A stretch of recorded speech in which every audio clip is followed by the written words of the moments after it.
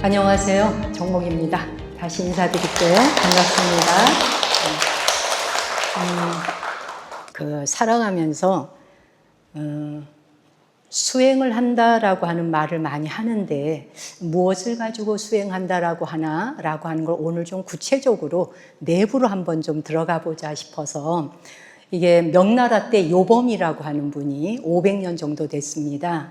그 요범이라고 하는 분이 자기 아들에게 교육을 시키기 위해서 만든 책이 요범사훈이에요. 그 요범사훈이라고 하는 그 책이 중국의 고전으로 나오고 초등학생서부터 가르치는 것이라고 합니다. 그것을 이제 대만에 계시는 전공법사께서 해설을 했습니다. 해설한 책이 나와 있는데 제가 오래전에 이 책을 보고 굉장히 감명을 받았습니다.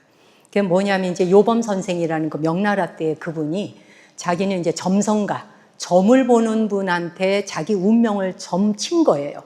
그러니까 너는 태어나서부터 이렇게 살 거니까 그것이 네 인생이야 라고 말을 한 거예요. 그래서 그 사람은 그대로 살아왔어요.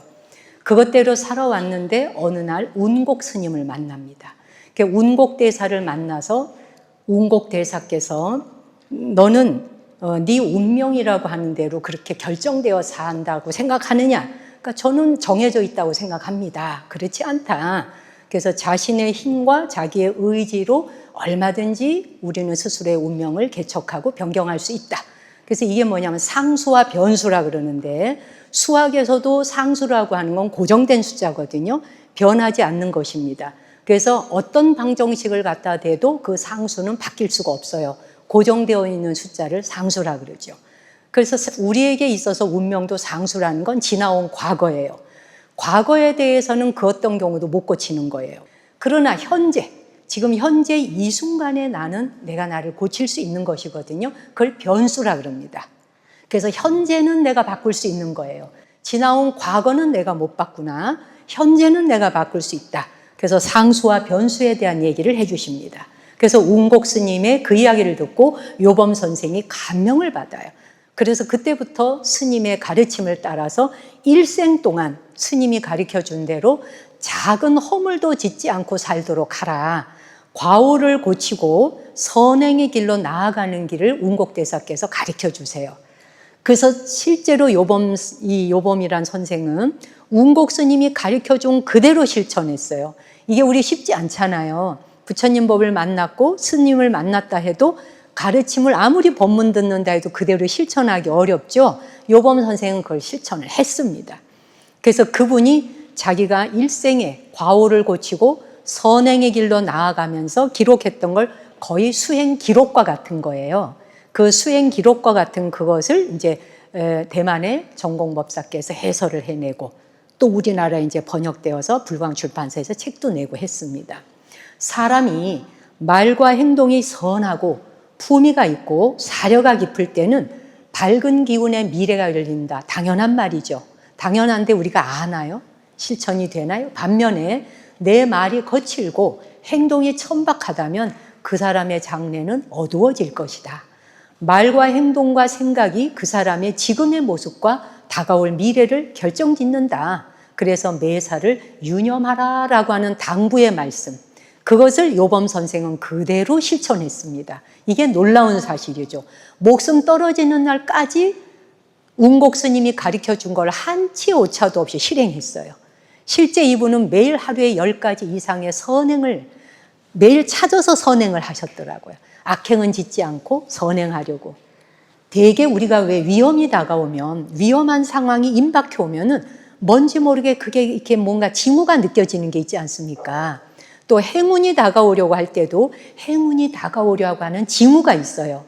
그 징후가 느껴지는 건 그 사람의 말이나 행동 속에 자연스럽게 나타난다 그랬거든요. 자, 그래서 대개 어떤 사람이 이렇게 친절할 때 그 사람의 운이 더욱 좋아지겠죠. 요즘 뭐 유튜브 보다 보면 뭐 쇼츠부터 시작해서 영상이 많잖아요.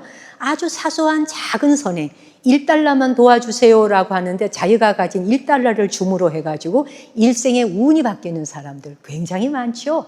예, 자기도 가난하고 자기도 노숙자예요. 근데 누군가가 나 밥 좀 먹을 수 있게 도와줄 수 있느냐? 그러면 그걸 외면하지 않고 나도 없는데 뭐 너까지 이러지 않잖아요. 거기에서 쪼개서라도 도와주죠. 그런 사람이 그냥 운이 갑자기 열려서 뭐 집을 한 칸 얻는다든지 자동차까지 얻는다든지 정말 놀라운 일이 벌어지죠. 반면에 거칠고 무례한 사람, 그리고 잔인하기까지 한 사람, 불운이 일어나죠. 그 사람들의 영상을 보면 자, 차 타고 가다가 조금만 앞에 있는 사람이 좀 불편하게 굴어도 내려서 상대방에게 폭력을 쓰고 차를 그냥 다 부셔버립니다. 그러면 상대도 참지 않고 내리죠. 그래서 뭐 3억, 4억짜리 고급 승용차를 가서 박아버립니다. 처참하게 부서지죠. 이렇게 불운이나 행운이라고 하는 건 원래 거기 있었던 게 아니라 불러들이는 사람의 마음에 따라 오고 가지 않겠습니까? 그렇죠? 그와 같이 우리는 나에게 있는 이기심을 어떻게 뽑아낼 수 있을까? 내 이기심을 뽑아내는 방법은 불교 경전에선 다르게 설명하지 않습니다. 다른 사람을 이롭게 하는 것만 생각하라는 거예요. 다른 사람을 이롭게 하는 생각을 가지는 것이 바로 수행의 길이다. 그리고 그것이 수행자가 나아갈 마음의 방향이다라고 이야기를 합니다.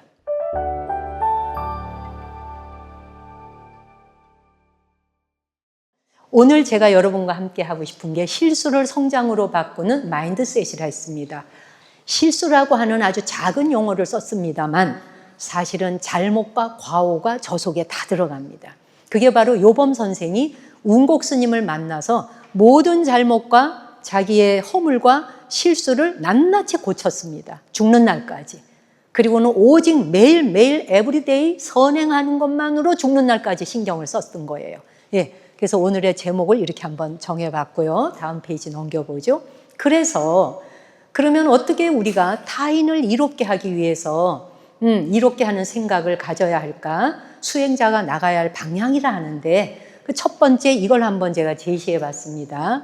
허물을 고치는 3가지 마음에 우선 첫 번째 부끄러워하는 마음, 두 번째 두려워하는 마음, 세 번째 용감한 마음. 이 3가지를 오늘 한번 논해보자는 겁니다. 우리가 허물을 고치는 3가지 마음이라 했는데 행운을 얻고 불운을 피하기를 바란다면 먼저 선행을 논하지 말라는 거예요. 선행을 논하지 말고 자신의 허물과 과오를 고치는 걸 먼저 하라는 거예요. 예. 그러니까 내 허물과 내 잘못과 이런 것들을 먼저 고쳐나가는 것이 우선이지 선행에 대한 것은 뒤에 한다는 거예요. 수행이 깊어지면 행운이나 불운의 징후를 볼 수 있다 했듯이 깊은 집중력을 갖게 됩니다. 수행을 하면. 깊은 집중력을 가지게 되면 멀리까지 내다보고 생각할 수 있죠. 경전에서 보자면 아라한은 과거의 500세와 미래 500세를 내다볼 수 있다 그랬습니다. 사실 그게 모든 사람에게 갖춰져 있다 그랬어요. 누구에게나 갖춰져 있는 거예요. 미래를 내다볼 수 있는 것, 그 능력이 다 있는데 마음이 오염되고 산란해지기 시작하면서 이런 능력을 잃어버렸다는 겁니다. 잡다한 망령이나 망념, 분별심, 집착 그런 번뇌들이 우리의 마음을 혼란스럽게 하다 보니까 우리에게 본래 있었는데 그 능력이 사라졌다는 거죠. 수행은 그런 능력을 본래 것을 회복하는 것이다 라고 생각하시면 돼요. 불교는 우리는 본래 참 성품을 드러낼 수 있도록 오염물과 장애를 제거하는 법을 가르치고 있어요. 그래서 그 중에 첫 번째가 부끄러움을 아는 마음. 예, 부끄러움을 아는 마음으로부터 오늘 첫 번째 시작으로 해보겠습니다. 이걸 갖고 한번 주제를 시작해 보죠.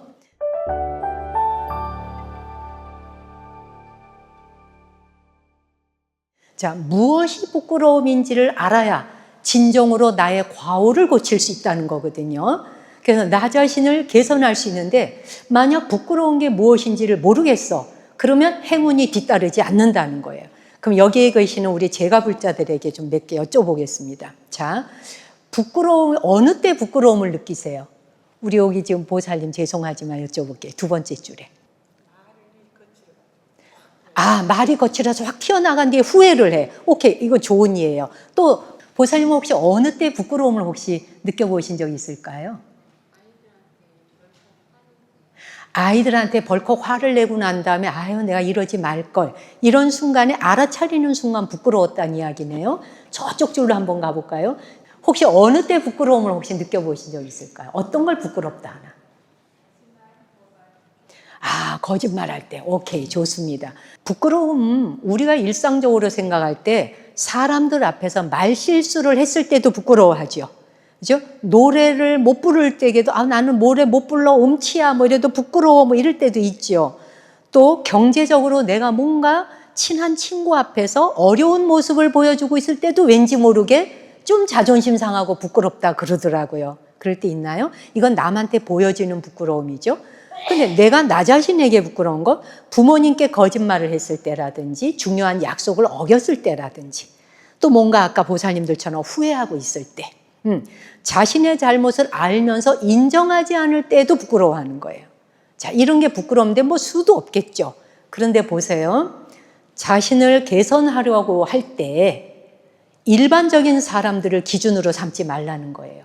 그 다음에 일반적인 내용을 기준 삼지 말라는 거예요. 지금 이야기했는 이런 부끄러움. 우리가 살아가면서 느낄 수 있는 이런 정도의 잡다한 부끄러움. 이건 에고가 느끼는 부끄러움이거든요. 이런 거 기준 삼지 말라는 거예요. 그 다음에 뭐 옆에 보이는 사람 좀 훌륭해 보인다고 그 사람 기준 삼지 말라는 거예요. 그러니까 요범 선생의 말은 뭐냐면 부처님과 대보살을 항상 기준으로 삼으라. 예. 그래서 뭐냐면 부처님도 대보살들도 다 나와 같은 인간이었는데 그분들이 나와 같은 인간인데 부처가 됐고 보살이 됐어요.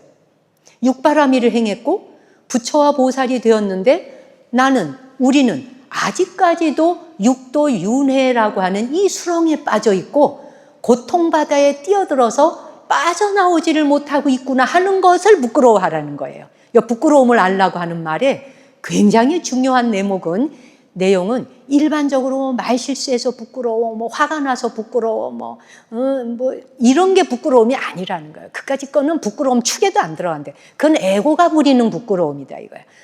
그러니까 수행자는 수행자다운 부끄러움을 가져야 된다는 거예요. 그 수행자다운 부끄러움이 뭐냐? 아직도 내가 이 사바세계에 몸담고 있다는 사실이 부끄럽다는 거예요. 우리는 세속적인 욕망에 집착하고 있고 욕망이 일어나는 것은 죄가 아니에요. 자연적인 현상이죠. 우리에게 수행이 왜 그토록 어렵게 느껴지는 걸까? 의지가 약해서요? 아닙니다. 우리 뇌가 원래 욕망하도록 설계되어 있어요. 우리 뇌 자체가. 예. 그래서 뇌라고 하는 거는 도대체 왜 그런 욕망을 만들어낼까? 그래서 우리의 뇌는 대표적으로 3가지 신경 전달 물질이라는 게 있어요. 3가지 신경 전달 물질이 있는데 도파민 들어보셨죠? 세로토닌 들어보셨죠? 노르에피네프린 들어보셨죠? 자, 요것이 대표적인 다른 물질도 있지만 요 3가지가 대표적인 바로 이제 신경 전달 물질이에요. 그러면 도파민이라고 하는 것은 여러분도 잘 아다시피 보상과 의욕의 물질이에요. 뭔가를 기대하거나 성취했을 때 분비되어져 나와. 그래서 쾌감과 보상회로의 핵심 물질. 그래서 어려운 시험에 합격했다든지 뭐 프로젝트를 내가 완수했다든지 100일 기도나 특별 기도를 해서 마무리를 했다든지 뭐 맛있는 거 먹기 전 또 뭐 원하는 걸 사기 전 기대감 있잖아요. 이때도 도파민이 다 나오죠. 또는 칭찬받고 싶을 때, 그렇죠? 인정받고 싶을 때, 이럴 때도 도파민이 나와요. 그러면 그 도파민이라고 하는 것은 뭘 하려고 그러나? 더 잘하려고 하는 의욕이 북돋아지게 돼요. 도파민 나오면. 이게 분비가 되면 뇌는 경험을 더 좋은 것으로 오래 기억하고 반복하고 싶어 해요. 근데 만약에 도파민이 부족하면 어떻게 되나요? 몸이 굳어요. 도파민이 부족하면 몸이 자유롭게 움직이지 않아요. 그래서 오는 게 파킨슨병이에요. 파킨슨병은 행복하지 않아. 즐겁지 않아. 그 물질이 내 뇌에서 안 나와요. 한번 볼게요. 뇌를 한번 보겠습니다. 첫 번째, 저 도파민이라고 써 있죠? 여기 보면 이제 도파민이라고 써 있죠. 도파민은 이 많은 뇌 구조 안에서 어디서 나오냐면 보이실까 모르겠는데 복측 피계핵과 흑색질이라는 용어 보이세요? 굉장히 어려운 용어이지만 이 정도 하면 여러분 거의 석사 수준이에요. 일단 저 용어 한번 들어봅시다. 복측 피계핵과 흑색질이라는 저 부위에서 분비가 됩니다. 도파민이. 네. 그래서 저 부위에서 나오는데 왜 전체가 다 퍼져 있어? 전체 퍼져 있는 게 바로 뇌내 피질이에요. 저기서 도파민이 나오면 뇌 전체에 확 퍼뜨려요. 마치 분사하듯이. 예. 샤워기로 샥 분사하듯이 전체에 퍼져나가요. 네. 그래서 보면은 편도도 있어, 해마도 있어. 저기까지도 다 영향을 받네요. 뇌군까지. 어쨌든 전체에 도파민이 나오면 뇌 전체가 행복해진다는 말이에요. 그런데 이제 봐두시면 요 옆에 분홍색으로 붙은 조그만 거 있죠. 저게 손해예요. 손해가 발달해야 운동신경이 엄청 발달해요. 손흥민 선수, 김연아 선수, 이상하 선수 뭐 이런 사람들, 박세리 선수, 저 손해가 엄청 발달한다는 얘기죠. 저 같은 사람은 그 사람처럼 운동하라면 가서 그냥 거꾸러져요. 예, 그게 운동신경이에요. 어쨌든 거기까지는 안 가요. 보시면 영향이 안 가죠. 자, 그래서 이 복측 피계핵과 흑색질이라고 하는 여기서 도파민이 나오는구나. 예, 그래서 욕망과 관련된 회로들인데 이것이 바로 전대상회까지 다 연결돼요. 편도하고도 연결되어 있죠. 전두엽하고 연결되죠. 다 연결됐어. 그래서 욕망의 회로가 중요하고 강력하지만 전두엽으로 전대상회를 아니 전체 그 피질로 다 연결된다 그랬죠. 그래서 전두엽이 어느 정도 컨트롤을 할 수 있는 거예요.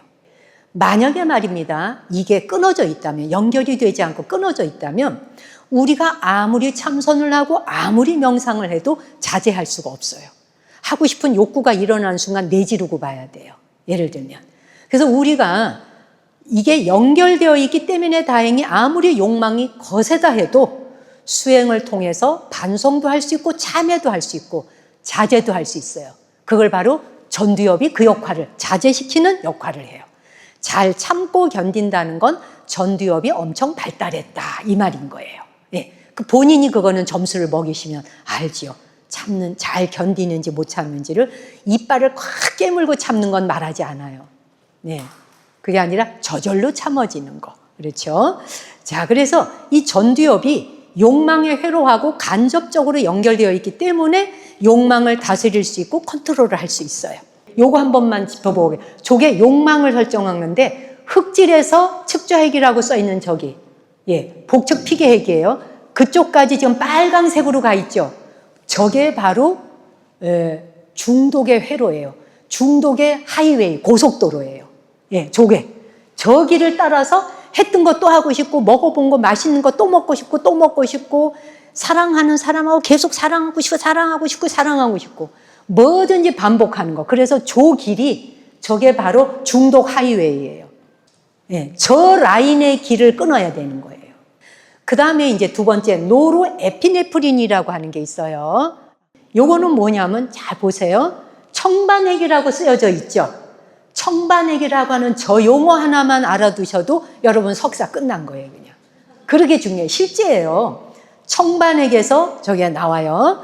자, 그래서 아드레날린하고 유사해서 위기 상황이 오거나 긴장 상태에 올 때 내 신체를 보호하기 위해서, 대처하기 위해서 분비되어지는 스트레스 호르몬이에요. 그래서 이 노르에피네프린은 맹수를 만났다든지, 갑자기 독뱀을 만났다든지, 갑작스러운 사고를 당했다든지, 중요한 발표를 앞두고 긴장감이 온다든지, 어떤 신체적 통증이 있을 때, 그럴 때에 우리가 그런 순간에 바로 저런 노르에피네프린이라고 하는 것이 발산되어 나오게 돼 있어요. 이게 언제 쓰이느냐, 저 스트레스 호르몬은 화가 확 났을 때 붙어 싸워야 되잖아. 붙어 싸워야 될 때 저 스트레스 호르몬이 확 나와줘요. 나와야 싸우거든요. 삿대질을 하고 막 이거 하는 거, 노르에피네프린이 안 나오면 도파민 나와갖고는 안 돼요. 쟤가 나와줘야 돼. 그래야 멱살을 잡든지 울그락불그락을 하든지 저 호르몬이 나와줘야 돼요. 그래야 싸울 수 있어요. 그래서 투쟁을 하든지 아니면은 위험 상황이 왔을 때 도망가든지. 우리 왜 뭐 뱀을 만났네, 엄마야 그러면 도망가잖아요. 그때 저게 순간적으로 나오는 거예요. 위기 상황에서 심장 박동이 갑자기 빨라져요. 그리고 혈압을 팍 올려주죠. 그리고 근육으로 혈류를 왕창 모아줍니다. 근육으로 피가 몰려야 도망을 가든지, 그렇죠? 붙어 싸우든지 뭘 하죠. 그래서 우리가 화가 나면 열로 막 심장 위에서 뚜껑 열린다 이러죠. 위로 열이 막 혈류가 올라오는 거예요. 그래서 이거는 감각을 예민하게 깨워서 주변의 위험 상황을 빠르게 감지할 수 있게 해주는 거예요. 이거 안 나오면 안 되죠. 뱀이 나와서 물고 있는데 물으셨어요? 이래봐. 뭐 사자가 와서 이빨 콱 드러내면서 콱 무는데 깨무셨어요? 내 살 좀 맛있어요? 이럴 수 없는 거 아니에요, 여러분. 그렇죠? 그러니까 위험 상황에서 빨리 감지하고 얼른 도망가야 돼. 그러니까 초집중해야 되죠.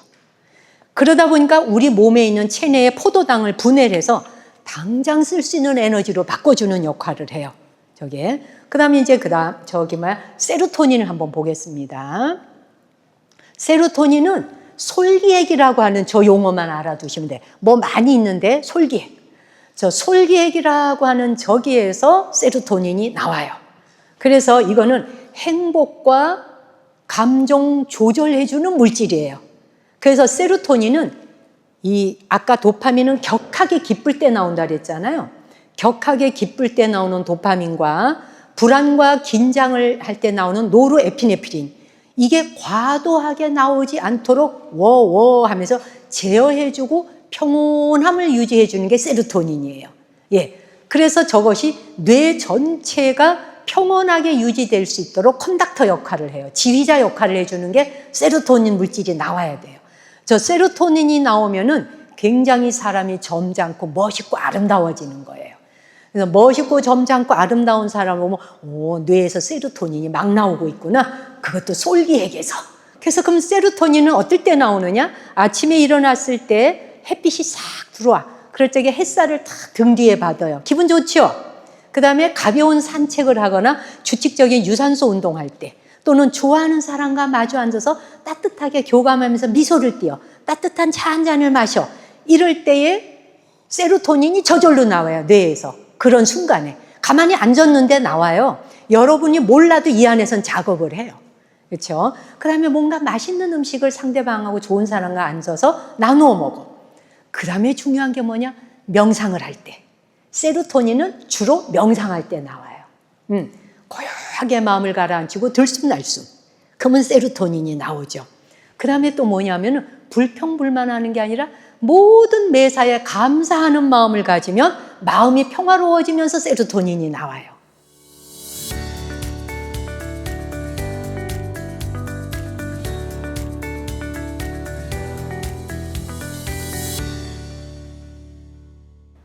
너무 좋은 물질이죠? 네, 그래서 어느 때 저걸 활용하느냐? 불안하거나 우울하거나 분노를 가라앉힐 때, 또 내 마음을 평온하게 행복하게 만들 때. 그러면 세로토닌이 부족할 때 어떤 현상이 오느냐? 우울증이 오고 불안장애가 오고 공황장애가 와요. 저 세로토닌이 부족하면 일단 우울증이 오면서 만사가 귀찮아져. 아무것도 하고 싶지 않아. 그리고 불안장애가 오죠. 예. 불안장애가 오고 우울증이 오다 보면 남의 말도 안 들리거니와 다른 사람하고 교감이 잘 안 되죠. 그렇지 않아요? 예. 그게 뭐 잘못됐다는 게 아니에요. 뇌 안에서 그런 호르몬이 제대로 작동을 못 해주고 있다는 얘기죠. 그리고 식욕이 과하거나 그러면 그걸 조절해줘요. 수면이 과해도 조절해줘요. 식욕과 수면도 조절해주고 폭식 막아줘, 식욕 막아줘. 밤이 되면 수면 호르몬인 멜라토닌으로 변환시켜줘요. 저 세로토닌. 그래서 깊게 잠을 자도록 만들어줘요. 그래서 세로토닌이 잘 안 나오면 불면증이 오는 거예요. 불면증 약을 먹어야 자는 사람 많잖아요. 그래서 명상하고 행복한 생각하고 감사하는 생각을 가지다 보면 저절로 세로토닌 그때부터 다시 나와요. 이게. 그러면 그렇게 생각하면 나오나요? 나와요. 그 뇌를 가서 찍어보시면 돼, MRI를. 그럼 나와요. 제 말이 아니에요. 자, 그래서 중요한 건 또 뭐냐면은 수술했거나 뭐 해서 굉장히 통증이 올 때 있죠. 세로토닌은 통증도 완화시켜줘요. 아주 심하게 통증이 올 때 못 견디기가 힘들잖아요. 그럴 때 세로토닌이 나와주면은 적당하게 평온하게 마음을 유지해주기 때문에 통증이 와도 그냥 견딜 만한 거. 부처님도 등이 쪼개지게 아프시다 그랬잖아요. 근데 우리하고 다른 게 뭐예요? 그 아픈 것은 아픈 것일 뿐이었어요. 근데 보통 우리는 어떻게 돼요? 아픈 게 오면 통증이 오면 막 죽는 줄 알고 아우 어떻게 오면 좋아 막 이러잖아요. 더 하죠. 플러스를 시키니까 통증이 더 심해진다는 거예요. 누구나 아프면 다 통증이 와요. 그런데 뇌로 전달하는 통증 신호를 세로토닌 물질이 솔기에서 나오면 억제를 해줘요. 절제를 시켜줘. 괜찮아. 엄마처럼 다독거려주는 역할을 해요. 자, 그래서 의욕이 넘치고 신나면 도파민이 우세한 것이고, 왜 도파민이 너무 많이 나오면요 상대방이 불편해해요. 도파민이 극도로 나오는 사람 옆에 있으면 기빨린단 말 해보시죠. 아우 기빨려. 이런 사람은 도파민이 막 극도로 막 나오는 거예요. 이것도 조정해야 되죠. 그 다음에 긴박한 상황과 초긴장 상태 노르에피네프린이 나와요. 아침 햇살을 보며 잔잔한 행복을 느낄 때 세로토닌이 나와요. 그 세로토닌이 바로 중심을 잡아줘요. 그래서 건강한 정신 상태와 몸을 유지를 해주게 돼요. 우리는 누구나 세속적인 욕망에 집착을 해요. 또 욕망이 일어나는 건 죄가 아니에요. 자연스러운 현상이에요. 우리에게 수행이 왜 그렇게 어려운 것일까요를 이야기했었어요. 뇌가 아까 그 구조가 이렇게 만들어져 있어요. 의지가 약해서 수행 못하는 게 아니에요. 우리 뇌는 원래 욕망하도록 설계가 되어 있어요. 욕망하도록. 예. 그래서 그게 제가 이제 몇 년 전에 한 60여 명 정도 되는 스님들과 함께 그 박문호 박사님이라는 분을 만나서 과학 공부를 하다가 그 브레인에 대한 공부, 뇌 공부를 하게 됐던 거예요. 그래서 그 뇌 공부를 했기 때문에 아까 제가 브레인을 보여드렸어요. 자, 그러면 아까 그 도파민 같은 경우는 저것을 가져와, 한 번 더 해, 이걸 가져, 더 원해, 막 원하잖아. 끊임없이 막 명령하는 물질이에요. 욕망, 욕망, 욕망, 욕망. 맛있는 거 더 먹어. 그래서 칭찬이 고파, 인정이 고파, 명예가 고파, 돈이 고파, 권력이 고파. 그럴 때 우리는 도파민에 접근을 하게 되죠. 그럼 도파민이 분비가 되잖아요. 욕망이 생기는 건 죄가 아니고 생물학적 현상이라고 말씀드렸어요. 그런데 인간은 왜 괴로울까? 문제는 욕망 자체가 아니에요. 욕망이 아니라 욕망을 나라고 착각하는 것 때문에 고통이 오는 거예요. 욕망 자체가 무슨 문제가 아니에요. 걔는 그냥 욕망이에요. 근데 욕망이 나야 라고 착각하는 것 때문에 고통이 오는 거예요. 화내고 싶은 욕망도 일어날 수 있고 인정받고 싶은 욕망도 일어날 수 있어요. 그러나 수행자는 거기서 한 걸음 물러서서 욕망이 일어나는구나 하고 알아차리란 말 들어보셨죠? 알아차려봐라 라고 했어요. 근데 수행자들에게 있어서 부끄러움이란 뭐냐? 뭐 나는 형편없는 인간이야. 나는 바보 같아. 나는 아직도 왜 이렇게 욕망이 흔들릴까? 나는 왜 이렇게 화가 나는 순간 자제를 못할까? 왜 수행보다 편안함에 안주하려고만 할까? 나는 왜 이렇게 칭찬 듣고 싶어 할까? 쉬고 싶다, 피곤하다, 막 이런 게 전부 다 욕망에 들어가거든요. 사실 이건 이상한 일이 아니라 그랬죠. 우리 뇌가 그렇게 만들어져 있다 그랬어요. 뇌는 깨달음을 전혀 원하지 않습니다. 모르셨죠? 뇌는 우리가 깨닫기를 원치 않아요. 뇌가 여러분이 깨달음을 원해서 수행을 하잖아요. 뇌가 질색을 합니다. 아주 질색을 합니다. 왜? 뇌의 가장 중요한 목적은 깨달음이 아니에요. 생존이에요. 어떻게 안전하게 편안하게 살아남을 것인가. 안 아프고 아무 일도 안 하고 놀고 먹으면서도 돈이 그냥 들어오게 할 것인가. 이게 뇌의 관심사예요. 운동 안 해도 어떻게 그냥 건강할 수 있느냐. 안 움직이고 꼼짝 안 하고 누워만 있는데 어떻게 그냥 건강할 수 있고 먹을 게 착착 입으로 들어올 수 있느냐. 그렇죠? 네. 그게 우리 뇌가 원하는 사항이에요. 그 다음에 놀러만 다니고 좋아하는 것만 하고 싶은데 돈은 착착 들어와 줬으면 좋겠어요. 뇌는 이렇게 황당한 걸 요구해요. 그래서 깨달음 같은 소리는 입도 못 대라 그래요. 그래서 깨달음하고는 관련이 없어요, 얘는. 전혀 원하지 않아요. 근데 그 원하지 않는 길을 가겠다고 여기 수행하러 와 있으니까. 그냥 뇌하고 들러붙어 싸우는 거예요. 수천 수만 년 동안 생존을 위해서 뇌는 진화해 왔습니다. 그래서 뇌는 항상 우리에게 속삭여요. 야, 편한 길로 가. 야, 안전한 길로 가. 야, 즐거움을 찾아가. 이제 좀 쉬어. 이런 걸 계속 채근을 해요. 이게 뇌가 속삭이는 소리예요. 그 도파민은 뭔가를 얻고 싶어하는 물질이니까 계속 속삭여야 되잖아요. 돈 많이 벌고 싶어. 인정받고 싶어. 맛있는 거 먹고 싶어. 좋은 평가 받고 싶어. 스마트폰 좀 열어서 막 이것저것 검색 좀 하고 싶어. 도파민은 수시로 뭔가를 조금 더 해, 조금 더 해, 조금 더 해. 한 번 더 해, 한 번 더 해. 근데 수행은 이것과 반대로 가라 그러거든요. 그렇죠? 수행은 이 길과 반대로 가라 그래요. 수행의 길은 뭐예요? 더해, 더해가 아니라 이제 멈춰거든요. 스탑하라. 그 자리에 멈춰.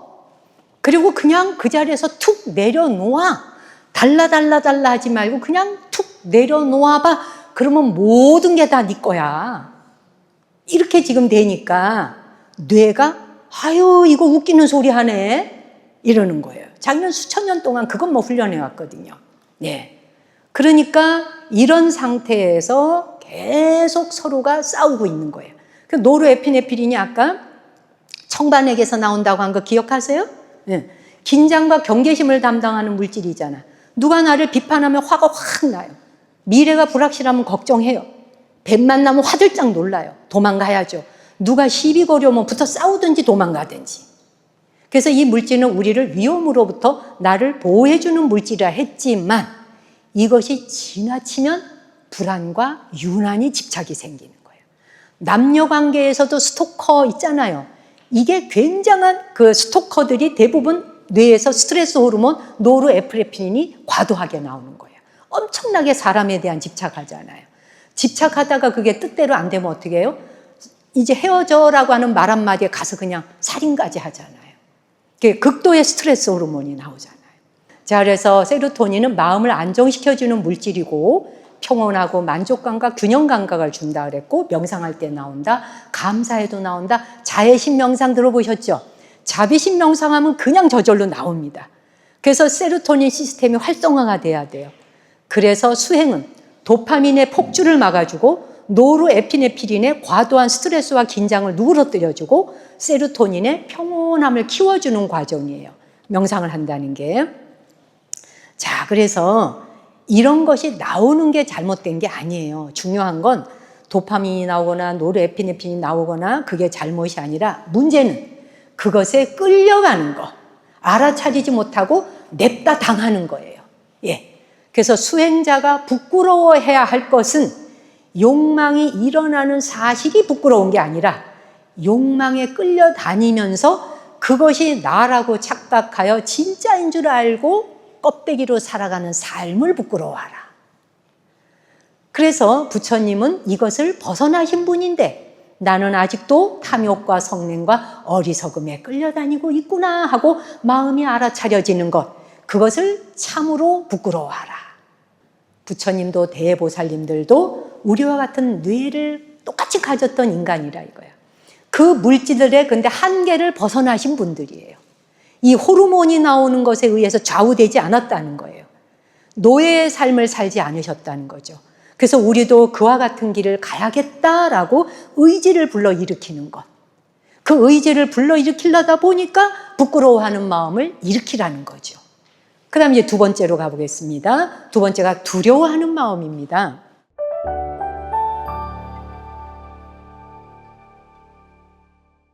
두려워하는 마음이라는 건 뭐냐?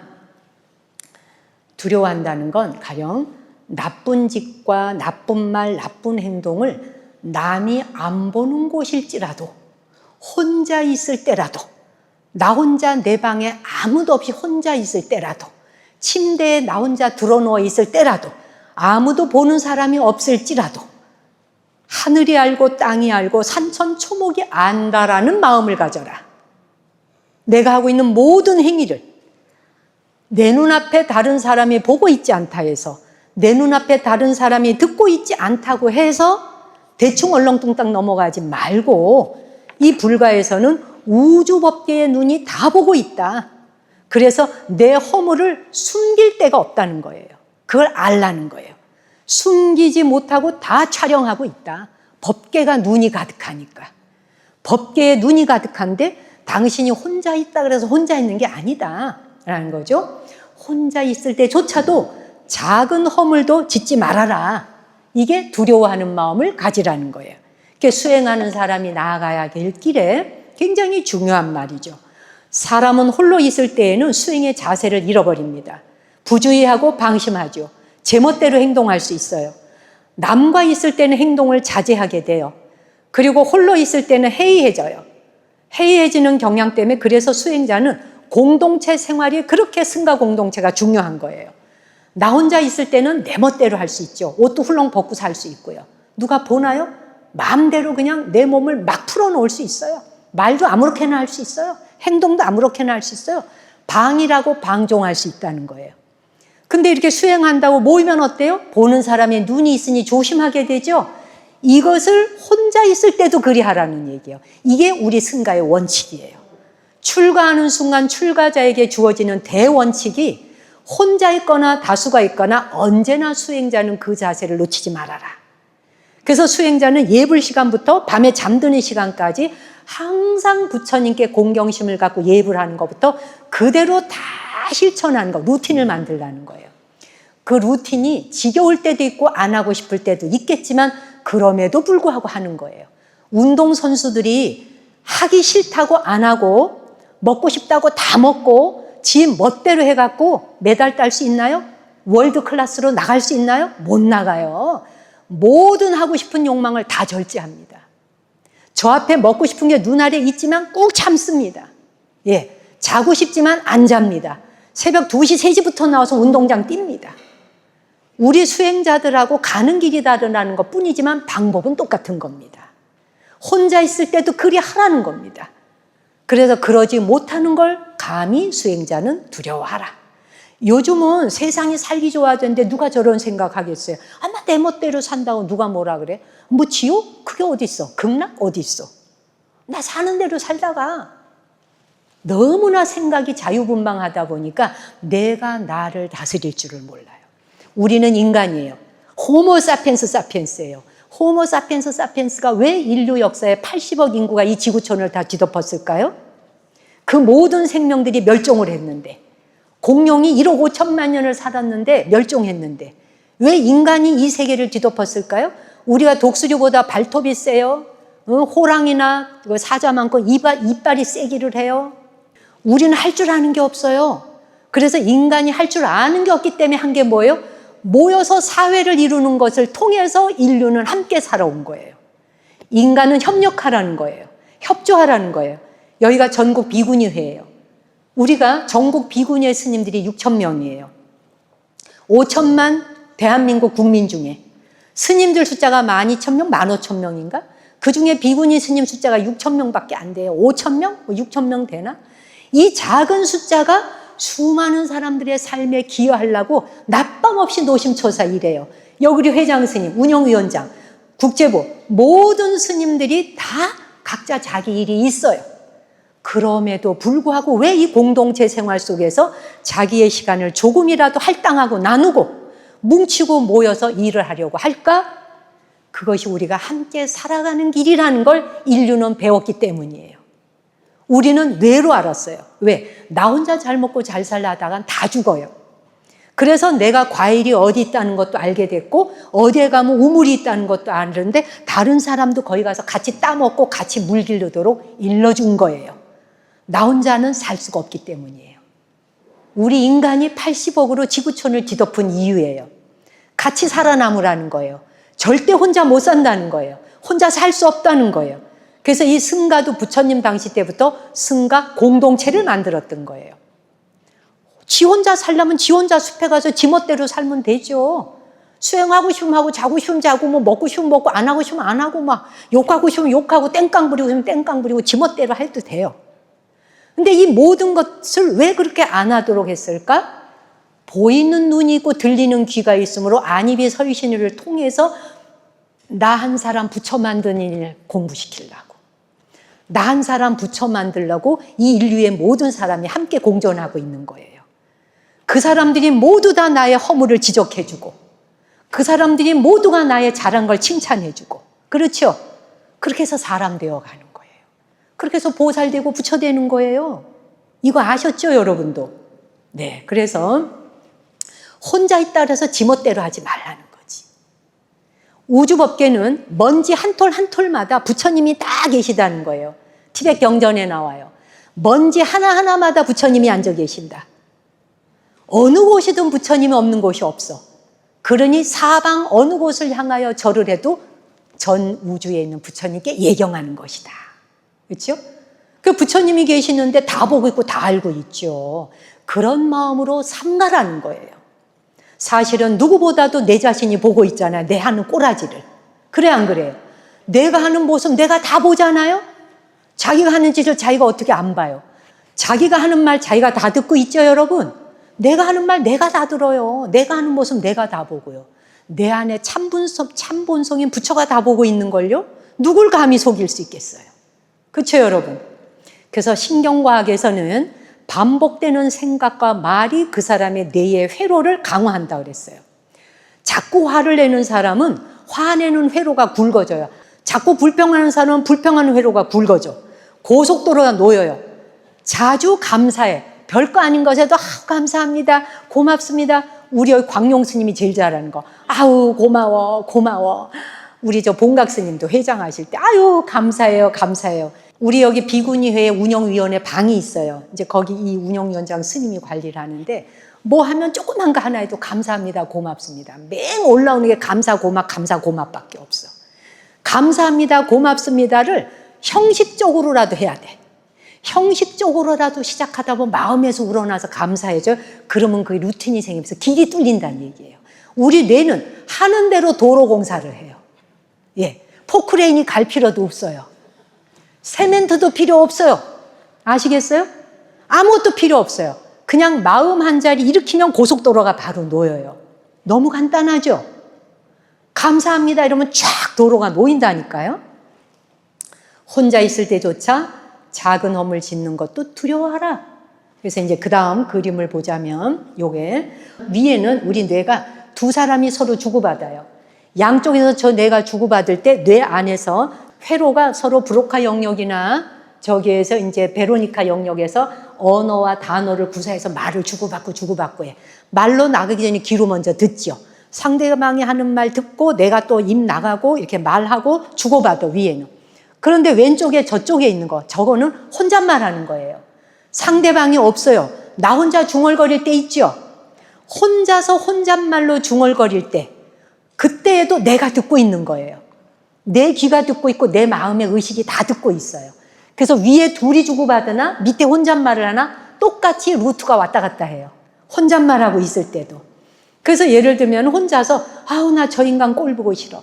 아우 저거 좀 망했으면 좋겠어. 재중력이 안 왔으면 좋겠어. 난 제가 오면 그 모임에 안 갈 거야. 우리 그럴 때 있잖아요. 그죠? 내 곁에 오지 말았으면 좋겠어. 막 이렇게 반복을 해. 상대방은 모르지만 사실은 내가 혼잣말을 하는데도 그 말이 상대에게도 전달될 수 있는 거예요. 말을 해야 꼭 전달되는 거 아니에요. 눈앞에 봐야지 들리는 거 아니에요. 안 봤지만 들릴 수 있고 보일 수 있는 거예요. 그렇죠? 예. 그래서 이 끝에 있는 건 뭐냐? 마지막은 저거는 내 입으로 혼잣말을 하는 게 아니라 속으로 생각하는 거예요. 말을 내뱉지도 않아. 그런데도 회로가 왔다 갔다 하지 않아요. 속으로 생각만 하고 있는데 말 안 하고 입 밖으로 발설을 안 했습니다. 그런데도 머릿속으로 생각만 하는데도 영향을 준다는 얘기예요. 놀랍지 않아요? 이게 이 안에서 지금도 일어나고 있다고요. 지금 이 순간에도. 24시간 불가동이에요. 죽는 날까지 이게 멈추지 않아요. 저 행위가요. 그러니 어떻게 내가 함부로 말하고 함부로 생각하고 행동할 수 있겠느냐라는 거죠. 그래서 우리가 천수경에 제일 먼저 나오는 첫 마디가 뭡니까? 정구업진언이잖아요. 입으로 짓는 말부터 먼저 정화를 하고 부처님을 찬탄하는 거를 맑은 입으로 정화하고 시작하자는 거 아니겠습니까? 그렇죠? 그와 같이 나의 뇌는 다 듣고 있고 나의 눈은 다 보고 있다는 거예요. 내 마음이 그 독을 다 먹고 있는 거야. 혼잣말로 욕하고 있을 때조차. 우리 왜 운전하면서 가다가 이상한 차 보면 차 안에 앉아서 혼잣말 하죠. 아우 저건 정말 아우 막 이래. 그냥 아이고도 아니잖아. 아우 정말. 그럴 때 있죠. 아유 저 가다 저 처박히려고 그냥. 그럼 또 처박혀. 입이보살이란 말 들어보셨어요? 여러분이 말하는 대로 보살입이 나간다는 거예요. 그러니 지나가는 말로라도 운수 없는 말을 하지 말라는. 야 저거 가다 그냥 콱 돌뿌리에 박혀가고 저 코 깼으면 좋겠다. 진짜 코 깨진다니까. 근데 그게 뭐예요? 돌아서 지한테 온다니까. 중요한 사실은. 그렇게 하고 싶지 않죠? 네. 그래서 혼잣말도 중요하고 입 밖으로 발설 안 하는 머릿속 생각조차도 중요하다. 남들이 보고 들을까 봐 두려워서 하는 게 아니라 내 자신의 양심이 알고 있다는 사실을 두려워하는 거다. 내가 하는 하나의 생각도 내 뇌는 오차범위 없이 기록하고 있고 내가 하는 생각과 말은 흔적도 남기지 않고 나쁜 것도 흔적 하나 없이 다 오차범위 없이 기록한다. 그래서 수행자는 사람이 있을 때만 조심하는 게 아니라 혼자 있을 때에도 더욱더 조심하라. 이게 두려워하는 마음을 가지는 거예요.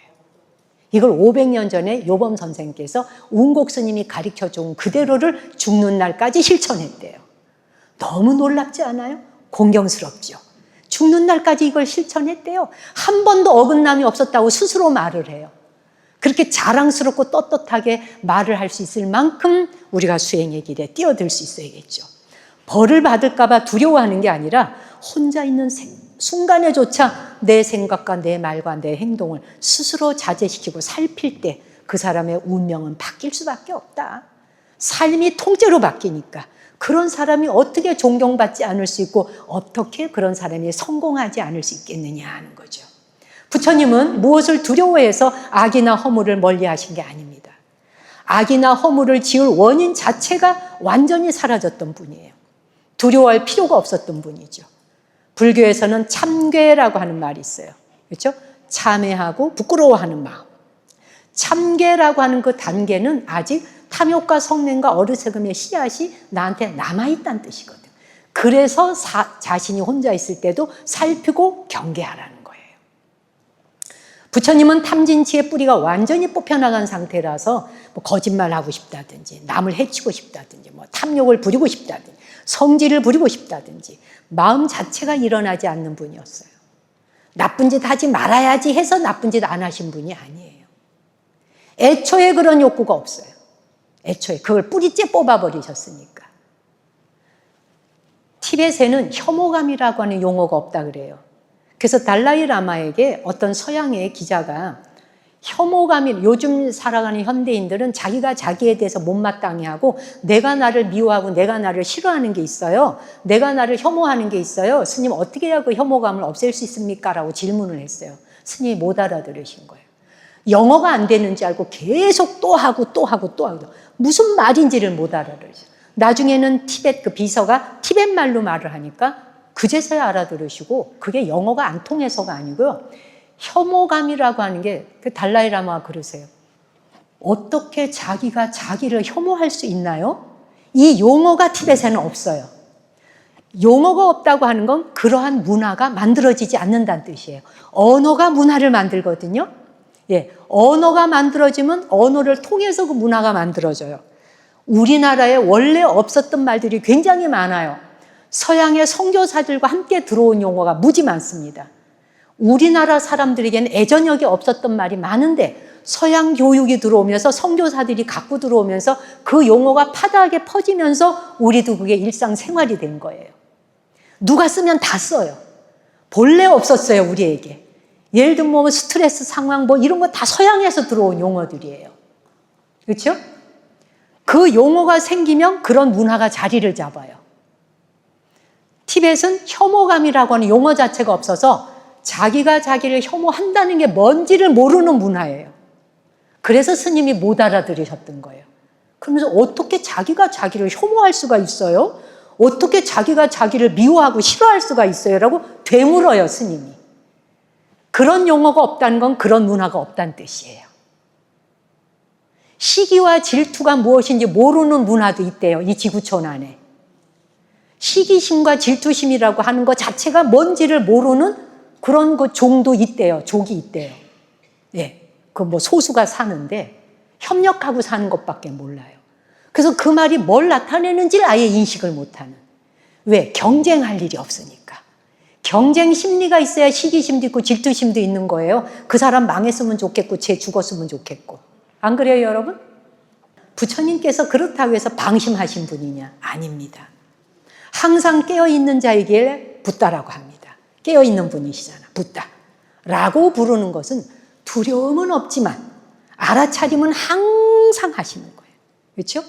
허물을 두려워하라는 게 아니라, 그리고 겁먹고 조심하라는 게 아니라 마음속에 아직까지 탐욕심과 성냄과 씨앗이 있기 때문에 두려워하는 마음으로 사소한 작은 허물도 무심히 행하지 않도록 조심하라. 이 말인 거예요. 아니, 저는 정말 이런 이야기를 듣다 보면, 이렇게 이런 접하면 확 그냥 세포 하나하나가 그렇다 이래져요, 진짜로. 내가 이 길을 아직 못 가고 있었구나 이럴 때 있어요. 제가 저를 보잖아요. 그렇죠, 여러분? 그 너무 감동스러운 거야. 그래, 내가 어차피 출가했고 이 길 가기로 했는데 가야지, 이런 생각합니다. 예, 그래서 여러분도 그런 마음이 드시리라 생각을 하고, 세 번째 이제 한번 넘어가 볼게요. 자, 은밀한 곳에서조차 혼자 조심하고, 세 번째는 용감한 마음이에요.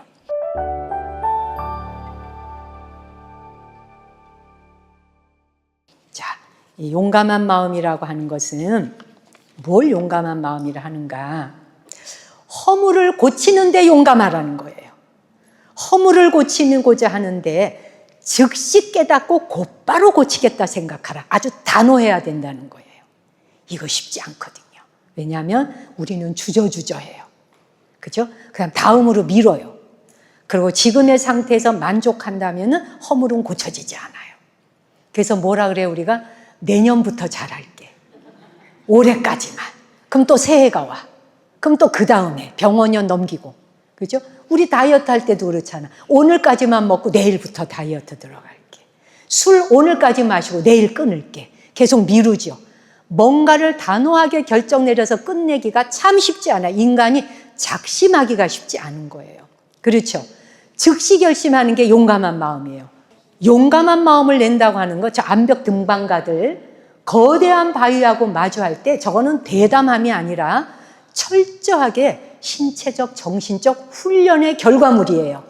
그렇죠? 바위에 오르기 전에 등반하는 중에 다음 손잡을 곳을 홀드라 그래요. 그 홀드하고 발 디딜 곳을 탐색합니다. 그래서 그 경로를 미리 짜는 루트 파인딩을 합니다. 그렇죠? 그래서 특히 등반 시작 전에 지상에서 그 등반할 암벽을 바라보면서 어떤 홀드를 잡고 어떤 자세로 올라갈지 머릿속에서 미리 시뮬레이션하는 과정을 리딩을 합니다. 그리고 바둑으로 치자면 미리 수를 내다보는 거예요. 그러면 이 사람들은 왜 그토록 위험한 저런 일에 도전을 할까? 죽을 각오로 하느냐? 반대예요. 죽을 각오로 하지 않아요. 살기 위해서 철저하게 계산합니다. 부처가 되기 위해서 철저하게 계산하셔야 돼요. 깨달음을 얻기 위해서 대강 먹고 놀고 자다가 뭐 노는 여가에 부처된다? 택도 없는 소리예요. 택도 없어요. 정해진 루틴대로 해도 부처 가까이 발뒤꿈치 따라갈까 말까 하여라요. 해보면. 그래 안 그래요, 여러분? 해보면 알아요. 맨날 그 자리에 다시 와 있죠. 뭐 좀 기도하다 보니 했는가 싶은데 가다 보면 원위치 아니에요? 절망할 때 있잖아요. 저 사람들은 무모하게 도전하는 게 아니에요. 통제 가능한 리스크를 스스로 관리합니다. 그렇게 훈련을 합니다. 그래서 그들은 그 어느 때보다도 바위에 붙어서 가장 위험한 순간에 온몸을 살아있음을 강렬하게 느낀다는 거야. 이 손가락 3개 딱 박아가지고 얼마나 절체절명이겠어요. 떨어지면 그냥 다 뼈가 다 부러지는데요. 그래서 실내에서 추락하는 연습을 수도 없이 한다는 거예요. 계속 꼭대기에서 툭 떨어지고 꼭대기에서 툭 떨어지고 그 뇌 속에서 수백 수천 번 시뮬레이션 하는 거예요. 실전이 왔을 때 공포감을 줄여야 돼요. 그래서 극도의 긴장감이 찾아오면 심박수가 막 치솟아 올라. 심박수가 치솟아 오른다는 건 뭘 말하는지 아세요? 시야가 좁아져요. 심장 박동이 막 심장이 벌렁벌렁 뛰죠? 시야가 요 앞에 보입니다. 전체가 안 보입니다. 긴장이 오고 초긴장 스트레스 오잖아요. 눈이 안 보여요. 그래서 하던 것도 실수해요. 그럴 때 있죠? 시야가 안 보여. 이때 등반가들이 시야가 좁아지면 사망할 수 있어요. 그래서 뭐냐? 등반가들은 의도적으로 일정한 호흡을 훈련한대요. 마인드풀리스, 마음 챙김을 하는 거예요. 저 사람들은 불교를 알건 모르건 관계없이 마인드풀리스를 하는 거예요. 그래야 등반을 할 때 저 사람들은 죽음을 각오하는 게 아니라 살아남을 수 있는 계획을 하는 거예요. 모든 의식을 오직 손가락 딱 잡는 거 3개의 손가락 5개로 잡으면 안 돼요. 3개로 딱 잡아요. 요 홀드로 딱 손잡을 그 구멍 하나에만 딱 틈바구니에 박아놓지 모든 몸의 기운이 여기 다가 있어야 돼요. 여기. 예. 허물을 고치는데 용감한 용맹심을 내는 것, 암벽 등반가들이 초집중하는 것과 같다는 거죠. 어떤 위험도 통제 가능하도록 관리해야 돼요. 대보살의 길, 부처의 길 가는 것, 하고 싶은 거 다 하고, 먹고 싶은 거 다 하고, 말하고 싶은 거 다 하고, 모든 짓을 다 하고 부처되네 보살되네, 천만의 만만의 말씀인 거예요. 네, 택도 없는 거예요. 이거는 이번 생에 부처님을 안 만났으면 모르는데 우리는 어떻게 하다 보니 부처님 법을 만났잖아요. 만나고 보니까 너무 좋잖아요. 그렇지 않나요? 여러분 실제 그러세요? 안 좋은 사람 한번 손 들어보세요. 난 별로야, 힘들어. 한 명도 없네. 좋은 사람 손 들어보세요. 안 든 사람 있어요 여기. 네, 좋습니다. 허물을 고치는데 용감하라 하는 건 세상은 쉬운 길로 갈 수 없다는 겁니다. 쉬운 길로 가서 인생에 성공했네 하는 사람은 인류 역사 이래 단 한 명도 없습니다. 역사책 뒤져보세요.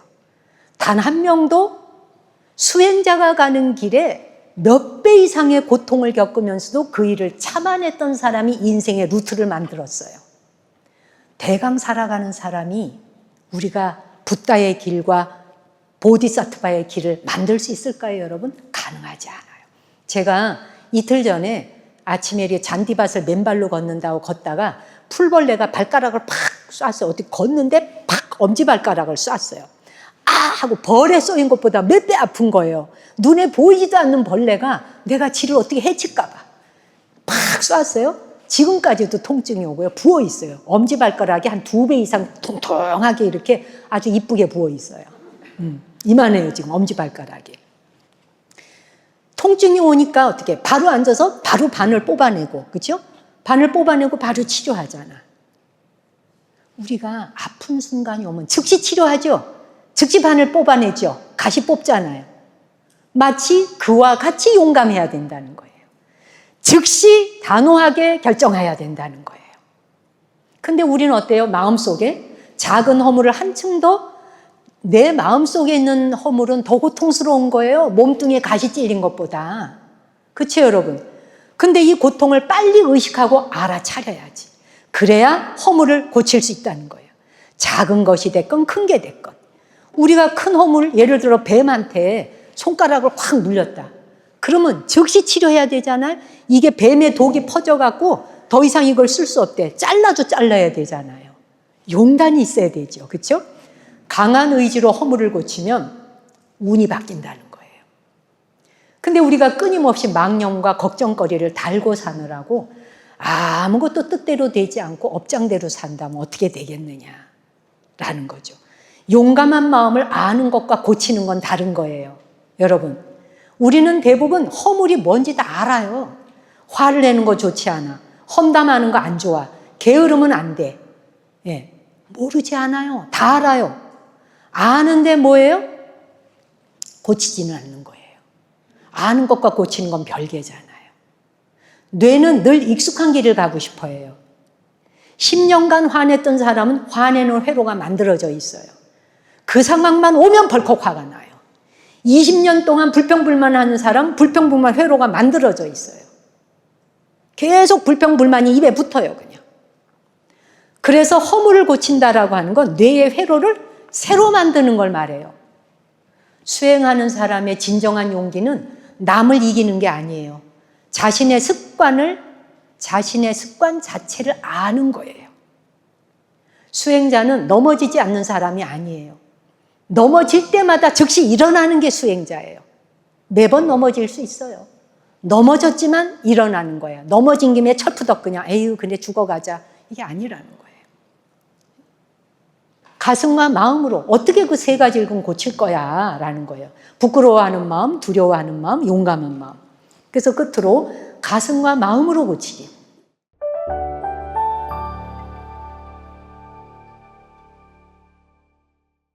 굉장히 중요한 대목이에요. 정말 어텐션 해보세요.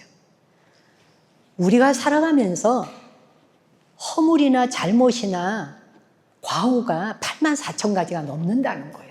매일매일 있으니까요. 그렇죠? 84,000가지가 넘는 허물을 가지고 있다 해도 이게 모두 마음에서부터 비롯된 거죠. 그렇죠? 화를 낸다, 욕심이 너무 많다, 질투심이 있다, 게을르다. 이런 것을 어떻게 우리가 낱낱이 노트에다 리스트업을 하겠습니까? 우리가 죽는 날까지 내 허물을 노트에 쓴다 해도 다 못 적고 죽어요, 여러분. 그렇겠죠? 매일매일 그 허물 하나하나를 써가면서 내가 고친다? 평생 고치려고 해도 못 고쳐요. 부처님께서는 허물 하나하나를 찾고 뒤져서 고치려고 하지 말고 마치 1000년 동안 어두웠던 방에 촛불 하나 턱 들고 들어가니 그냥 어둠이 물러가는 것과 같이 과거와 현재까지 수많은 허물과 잘못이 있다 해도 1000년 동안 어두웠던 창고방에 촛불 한 개 들어가서 등불 밝히는 순간 환하게 일시에 밝아지는 것과 같이 선행공덕 한 가지로 84,000가지 허물을 일시에 다 녹여라. 그래서 이제 가슴과 마음으로 고친다는 것은 선행공덕으로 고쳐나가는 거예요. 허물 자체를 고치는 것으로서는 죽는 날까지 우리 다 못 고쳐요. 노트에 써도 다 못 써요. 그렇겠죠? 매일매일 있는 걸 한번 허물을 쓰고자 해봐. 못 써요. 선행공덕을 매일 짓는 곳으로서 허물을 바꾸라는 거예요. 너무 멋지지 않아요? 야, 미움을 없애려고 하지 말고 자비심을 키우라는 거예요. 탐욕심을 없애려고 하지 말고 보시하라는 거예요. 교만심을 없애려고 하지 말고 매 순간 감사하라는 거예요. 감사하는 마음이 일어나는데 어떻게 교만하고 오만할 수 있겠느냐 하는 거죠. 허물을 직접 하나하나의 허물을 공격하지 말고 선행의 힘을 키워가라는 거예요. 너무 간단하죠? 간단한데 이게 되느냐를 스스로에게 이제 물어야 되죠. 뇌는 나쁜 회로를 지우는 건 굉장히 약해요. 중독되어 있는 이 회로를 지워나가는 거는 못 바꿔요. 그래서 화내는 사람 계속 화내는 거예요. 같은 대목에 이 발끝 뿌리가 걸려서 넘어지게 돼 있어요. 여러분이 거기에 계속 속죠? 그럴 때 있죠? 그런데 뭐냐? 뇌는 나쁘게 만들어져 있는 고속도로를 없애려고 하지 말고 좋은 회로를 다시 만드는 것은 강력하게 할 수 있어요. 그래서 화를 없애려는 사람보다 감사하는 것을 습관을 들인 사람이 더 빨리 변해요. 마음을, 그 미워하는 마음을 없애려고 하는 보다 자비심을 일으키거나 사랑하는 마음을 내는 사람이 훨씬 더 빨리 변해요. 수행은 나쁜 것을 없애려고 하는 것이 아니라 좋은 것을 키워가려고 하는 것이 수행이에요. 이게 굉장히 중요한 대목이에요. 이 대목에 이르러서 어떤 감동이 없으실까요, 혹시? 어떠세요? 저는 굉장히 감동받았거든요. 왜냐하면 허물 고치는 걸 낱낱이 책을 그냥 이만한 걸로 한 권이야. 와, 이거 어떻게 고쳐, 어떻게 고쳐. 근데 끝에 가서 딱 한 방으로 탁 84,000 번뇌와 허물을 어떻게 한꺼번에 다 고치겠느냐. 선행 하나로서 그냥 한 방에 끝내라. 너무 멋지죠? 이 불교는 꼭 한 방이 있다니까요. 그렇죠? 우리 부처님 가르치면 꼭 이 한 방이 있어요. 너무 멋있어요. 그래서 부처님은 84,000 번뇌를 하나하나 목록별로 없애려고 하지 말고 선을 행하는 것으로서 오히려 회로를 다시 만들어라. 결국 수행은 나쁜 나를 없애는 작업이 아니라 본래의 밝은 마음에 계속 먹이를 주는 거죠. 감사하는 것에, 자애심에, 그래서 선한 회로가 굵어지도록. 그러다 보면 선한 스파인이라고 하는 게 뇌 안에서 통통해져. 선한 고속도로가 개통이 돼. 자료 한번 보겠습니다. 자, 이거 실제의 그 뇌사진이에요. 예, 귀한 그 지금 뇌사진을 보고 계시는 건데, 저 끝에 이제 뇌잖아요. 그 뇌 안에 보니까 뉴런이라고 하는 수많은 세포들이 있어요. 그 세포가 어떻게 생겼나, 그 네모난 거 똑 따서 세포 한 덩어리를 따고 화살표를 따라가 봐. 따라가 봤더니 그 안에 그 확대를 했더니 뉴런들이 막 서로 저렇게 연결돼. 이 안에 지금 다 있다는 얘기예요. 예, 뉴런들이 서로 막, 뉴런은 뇌 안의 세포들이에요. 그 중에 하나를 똑 따갖고 세포를 확대해 봤어요. 그래서 밑에 화살표를 따라서 와봤더니 저기 노란색 있고 노란색 동그란 거 있죠. 노란색 동그란 것을 뭐라 그러냐면 세포체라 그래. 용어인데 들어보세요. 세포체. 그 다음에 세포체 옆에 머리 산발한 것처럼 머리카락처럼 뻗어 있죠. 저것을 뭐라 그러냐면 저걸 수상돌기라 그래요. 전문 용어지만 좀 유식해지면 좋잖아요, 우리도. 저걸 수상돌기라 그래요. 막 머리 산발한 거. 그 다음에 그 세포체 밑으로 쭉 뻗어서 하나 길게 쭉 나와 있죠. 저것을 축삭이라 그래요. 그래서 이 수상돌기 뻗어 있는 머리카락은 입력 부분이에요. 누군가가 내가 보살님한테 어머 보살님 참 보살님 신심 있게 생기셨어 이렇게 말 한마디 내가 하잖아요. 그러면은 저기 축삭 부분이 축삭이 아니라 저 수상돌기가 내 말을 저분이 받아들어. 그러면 이제 저거의 축삭은 출력 부분이에요. 저거는 그 머리 산발한 것 같은 저거는 수상돌기는 입력 부분이에요. 내가 하는 말이 들어와. 그 다음에 축삭으로 내보내. 내보내면서 저분이 듣는 순간 나보고 저 축삭으로 뭘 내보내냐? 아우 스님 그렇게 말씀해 주셔서 감사합니다. 축삭으로 내보내주지. 내보내면 그 말을 내가 또 수상돌기가 또 받아들여. 수상돌기와 축삭이라고 하는 부분은 누구에게나 동시에 갖고 있어요. 입력과 출력이 동시에 있어요. 다. 이걸로 대화를 주고받아. 지네들 둘이 확대해 봤더니 이 축삭 부분이 서로가 저렇게 막 교신을 하고 있는 게 보이시죠? 오렌지색하고 노란색이 막 교신하고 있죠? 그래서 그 축삭 부분에서 저거를 확대를 했어요. 또 네모나게. 확대해서 저 옆으로 갔더니 실제로 봤더니 시냅스가 일어나.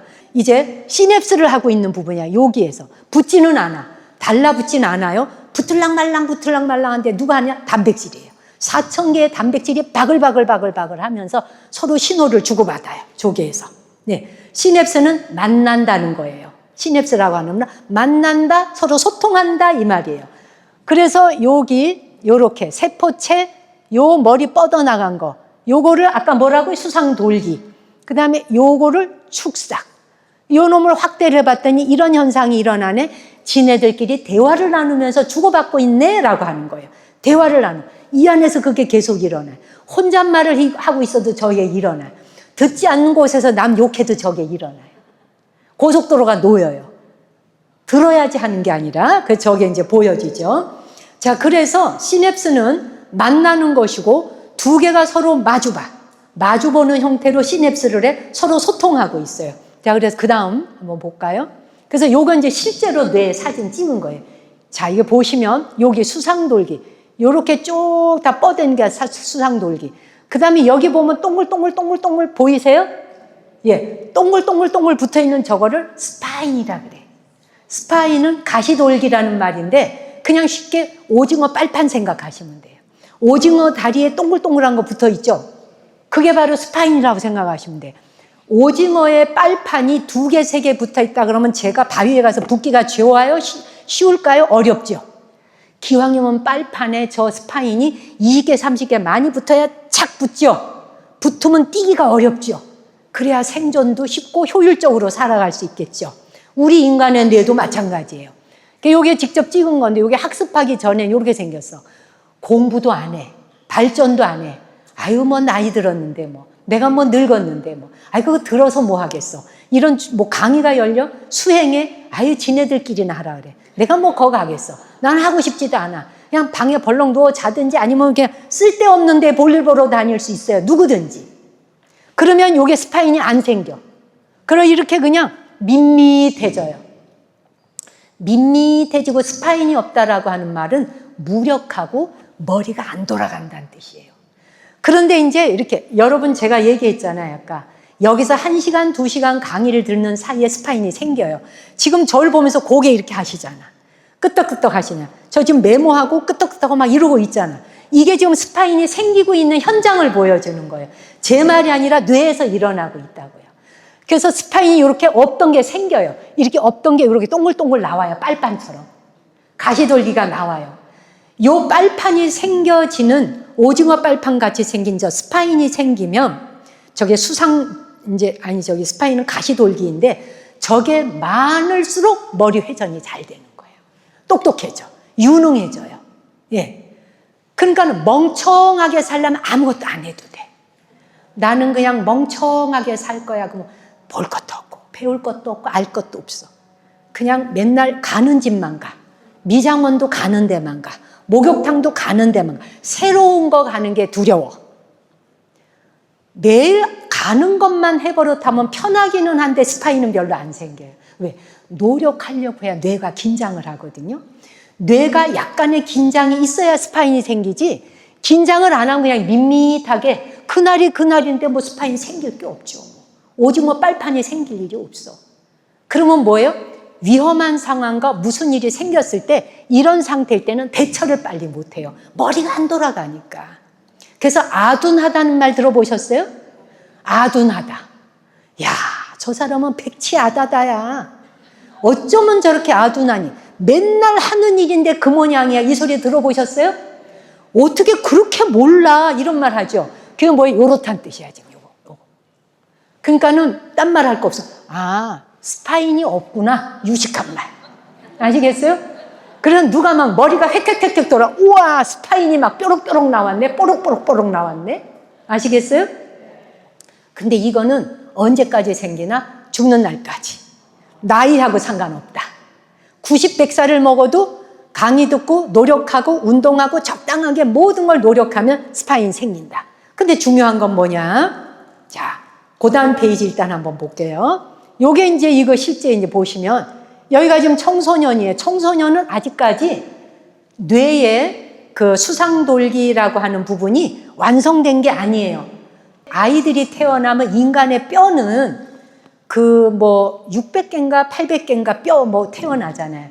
그러다가 206개의 뼈로 합축해버려요. 206개의 뼈로 완전히 그 만들어지는 게가 30살인가 몇 살까지 뼈가 다 완성이 돼요.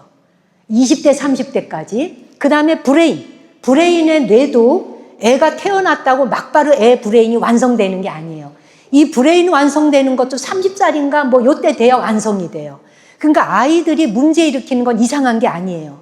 뇌가 완성되지 않았는데 마치 성인 군자처럼 행동하라고 부모님들이 다그치죠. 본인은 그렇게 못하면서. 왜 이것도 못하느냐 이러잖아. 애들은 못해요. 이렇게 스파인 자체가 몇 개 없어요. 완성된 게 아니에요. 청소년까지도.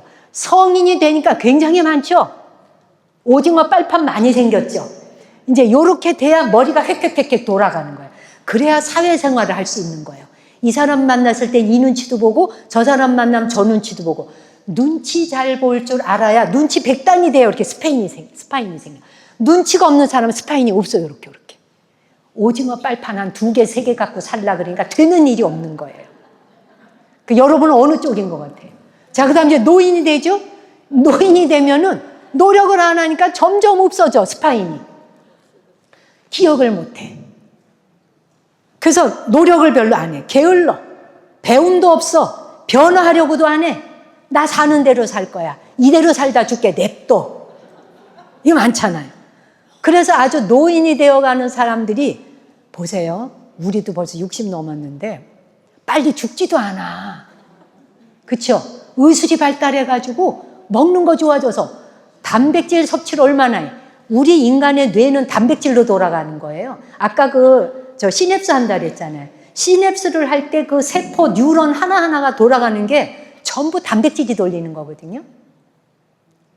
우리 몸뚱이에 이건 전부 단백질이 굴린다고 보시면 돼. 그럼 여러분이 단백질 부지런히 먹어야겠다. 너무 먹다 죽어 그냥. 예. 어쨌든 그래서 이제 노인이 되면 이렇게 스파인이 점점 사라져. 요게 아까 우리가 봤잖아요. 세포체. 요거 뻗어 나오는 요것이 수상돌기. 요게 축삭 쭉 뻗어 가잖아요. 그렇죠? 축삭. 거기에 이제 요렇게 동글동글 붙어 있는 거 막. 요렇게 붙어 있는 거 있죠? 저 붙어 있는 제가 뭐라고요? 스파인이에요. 저 스파인이 사람을 굉장히 똑똑하게 만들어 줄 수가 있거든요. 근데 중요한 건 뭐냐? 이제부터 나쁜 사람의 뇌에도 스파인이 생기느냐? 생겨요. 왜? 머리를 하도 돌리니까. 왜? 머리 돌리면 다 생기는 게 스파인이에요. 사기꾼한테도 생겨요. 도둑놈한테도 생겨요. 거짓말 발랄하게 잘하는 사람 있잖아. 왜? 발랄하게 잘하면 잘할수록 또 스파인이 많이 생겨요. 그래서 이게 뭐냐 하면 스파인이 생긴다는 건 스파인은 도덕적으로 선악을 전혀 구별하지 않는다. 우리의 뇌는 이거는 좋은 거니까 이거는 나쁜 거니까를 뇌는 구별하지 않아요.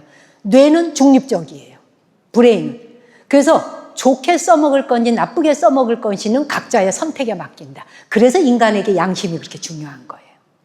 그래서 마음 씀씀이가 그렇게 중요한 거예요. 그렇죠? 그래서 나쁜 방향이든 좋은 방향이든 뭔가에 몰입을 하고 반복하자는 스파인이 돋아나요.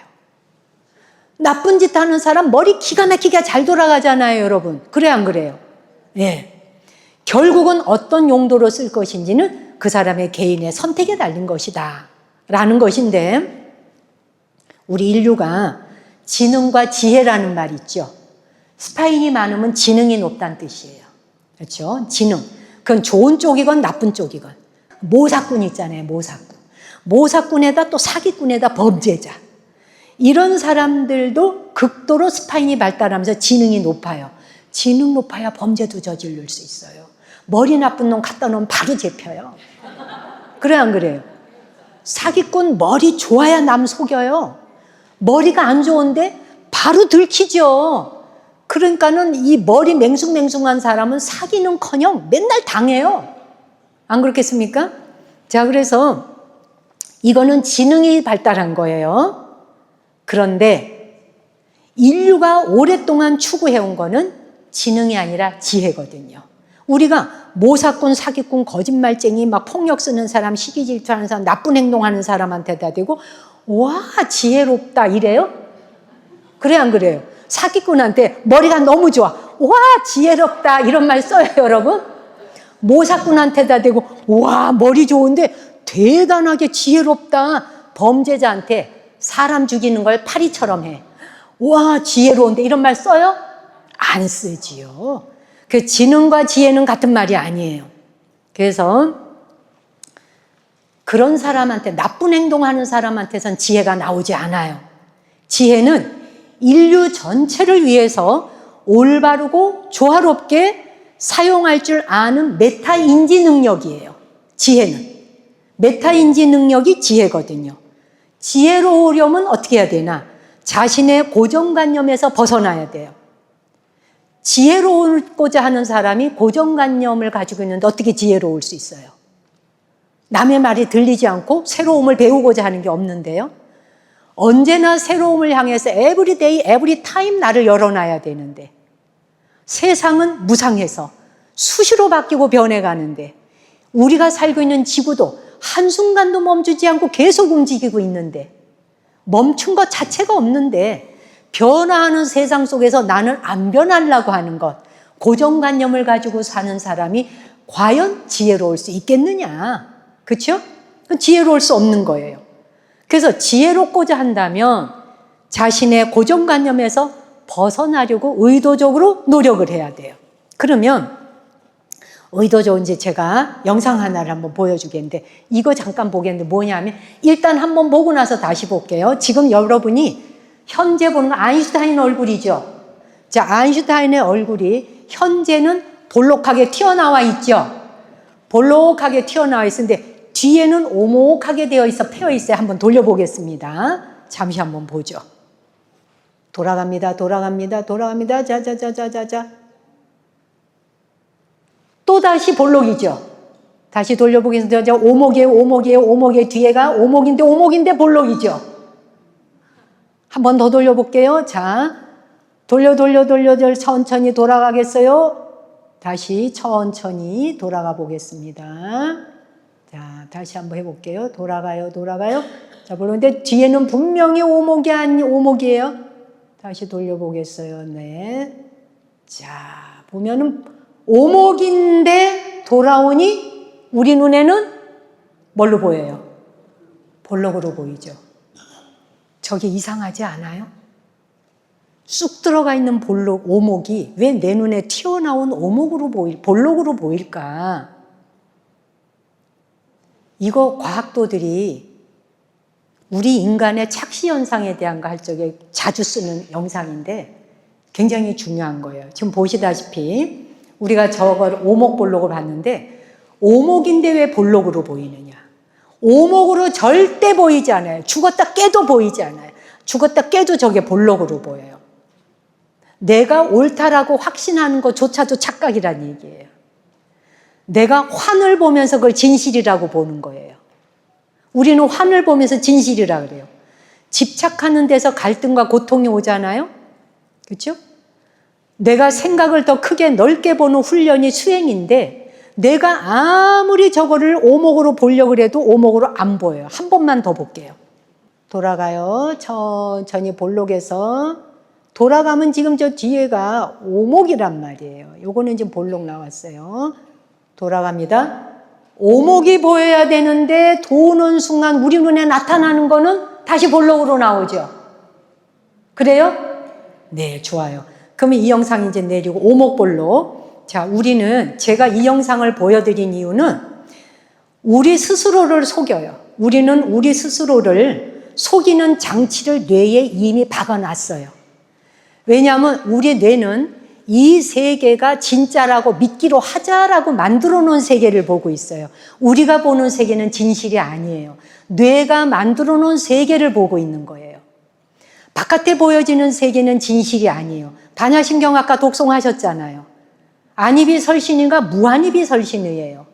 색성량 미촉법이 무색성량 미촉법이에요. 근데 우리는 그것이 진실이라고 믿고 살고 있어요. 누가? 뇌가 그렇게 만들어 놨어요.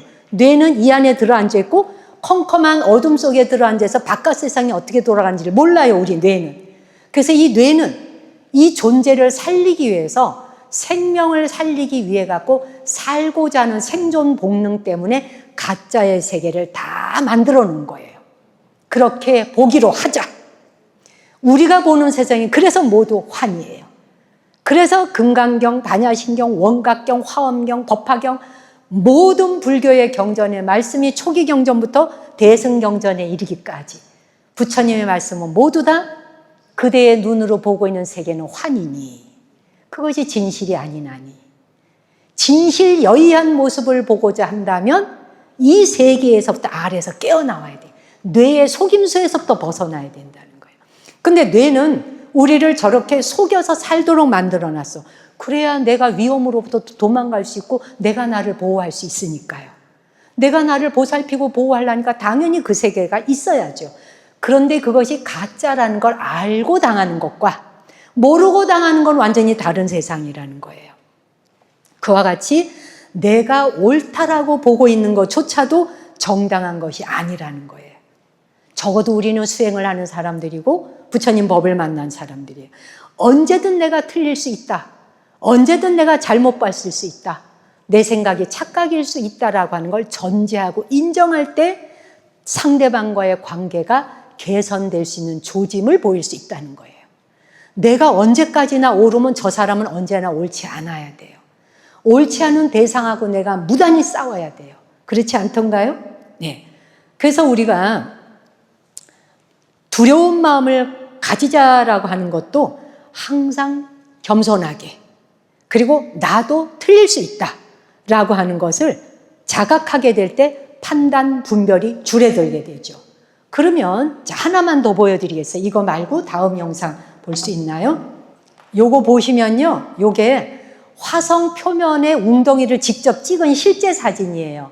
과학자들이 실제 사진이라 크레이터거든요. 크레이터 착시 현상인데 지금 한쪽은 웅덩이로 보이고 한쪽은 볼록 튀어나온 걸로 보이죠. 볼록과 오목으로 보이죠. 요게 지금 볼록과 오목으로 보이는데 저게 착시 현상이 일어난 건데 자 이제 각자 핸드폰 한번 켜보세요. 자 핸드폰을 켜가지고 이 착시 현상을 간단하게 해결하는 방법이 있어요. 자 핸드폰 켜셨나요? 자 켰으면 핸드폰을 들고 이렇게 들고 있는 걸 거꾸로 뒤집으세요. 뒤집어서 봐. 이렇게. 희한하죠? 자, 원래 다시 돌아와 봐요. 돌아와서 설명하겠어요. 자, 일단 여러분이 보시는 것의 왼쪽 방향이 볼록이죠? 오른쪽 방향이 오목으로 보이시죠? 그래요? 자, 그럼 그렇게 보이는데 왼쪽 방향의 볼록만 보세요. 볼록만 보시면서 핸드폰을 돌려. 천천히. 그거 하나만 보세요. 그것만 보세요. 그랬더니 어떻게 됐어? 그렇죠? 자, 뒤집으니까 갑자기 볼록이 오목으로, 오목이 볼록으로 보였죠? 오케이, 이제 핸드폰 내려놓고. 자, 우리 과학자들이 뇌가 일으키는 착시 현상을 이런 테스트를 통해 가지고 바로 잡아요. 바로 잡아야지만 실수를 안 할 수 있거든요. 근데 우리는 이렇게 착각 속에 살 수 있는데 착각 속에 살고 있는 것을 알려주기 위해서 이 착시 현상을 보여주는 거예요. 그래서 사진을 카메라를 이렇게 180도로 돌리니까 뒤집으니까 바로 다시 반대 현상으로 보이죠.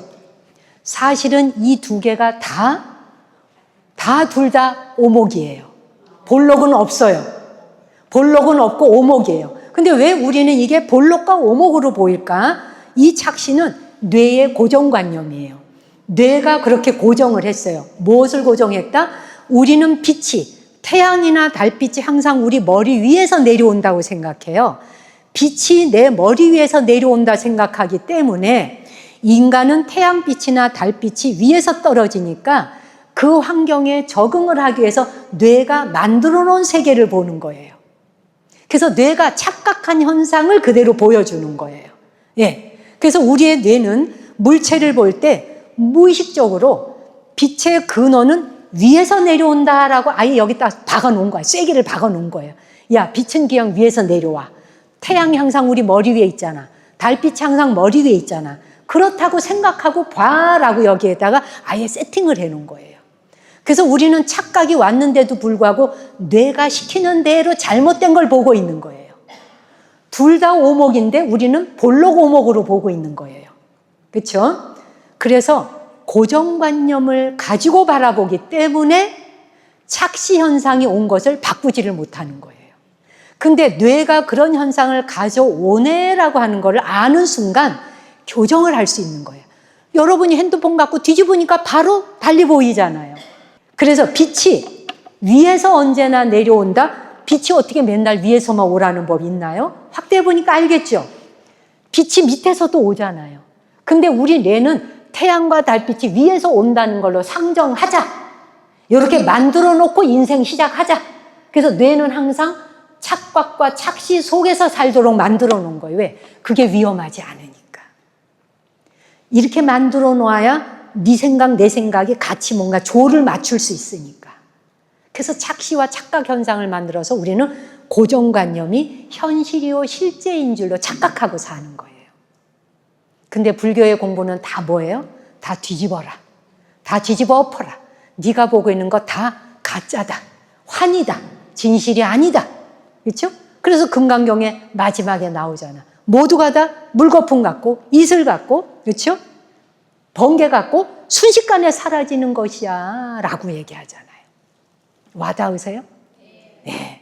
그래서 이거를 직접 보여드리면 우리의 브레인은 지구에서 살면서 살아남기 위해서 스스로를 속이는 장치를 뇌 안에 이미 세팅을 한 거예요.